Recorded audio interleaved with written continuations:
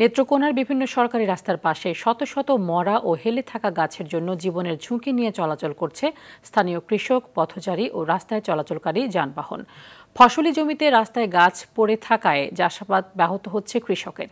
এদিকে মামলার ভয়ে গাছগুলো সরাতে পারছেন না তারা। প্রশাসন বলছে সভায় সিদ্ধান্তের মাধ্যমে ব্যবস্থা গ্রহণ করা হবে। নেত্রকোনার প্রতিনিধি এম মোখলেসুর রহমান খানের পাঠানো তথ্য ও চিত্রে আরও জানাচ্ছেন আবরার মাহি।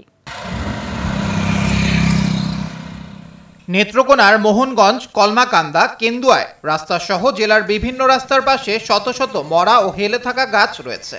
এ সমস্ত মরা গাছের কারণে জমিতে ফসল ফলাতে সমস্যার সম্মুখীন হচ্ছে পার্শ্ববর্তী জমির মালিকরা।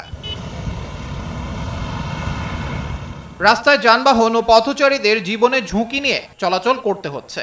স্থানীয়রা জানান, মরা গাছগুলোর ডাল ভেঙে পড়ে অনেক দুর্ঘটনা ঘটে। তাই গাছগুলো অতি দ্রুত কেটে নেওয়ার দাবি স্থানীয়দের। আমার ক্ষেতে মরা গাছটা পড়িয়া রয়েছে, আজ 2 বছর ধরে গাছটা লাগিয়া ক্ষেত করতে পারতাছি না। আরেকটা গাছ ক্ষেত শুকায় রয়েছে, গাছটা কোন সময় ভাঙিয়া পড়িয়া যায় এনে আমরা যাইতে পারি না।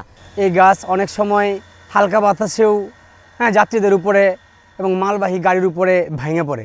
এই গাছগুলো যদি অতি তাড়াতাড়ি কাটে নিয়ে যায় বা সরাইয়া ফেলায় তাহলে আমাদের জীবনে ঝুঁকি কমে যাবে। এই বিষয়ে দ্রুত ব্যবস্থা গ্রহণের কথা জানান এ কর্মকর্তা। আগামী সমন্বয় সভায় আমরা এই বিষয়ে বিস্তারিত কথা বলবো এবং নির্দেশনা দিব যাতে এই মরা গাছগুলোকে দ্রুত সরকারি যে বিধিবিধান আছে এই বিধিবিধান অনুসরণ করে এগুলোকে অপসারণের ব্যবস্থা করা হয়।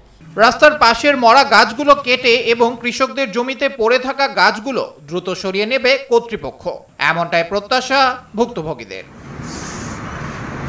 আবরার মাহি, RTV।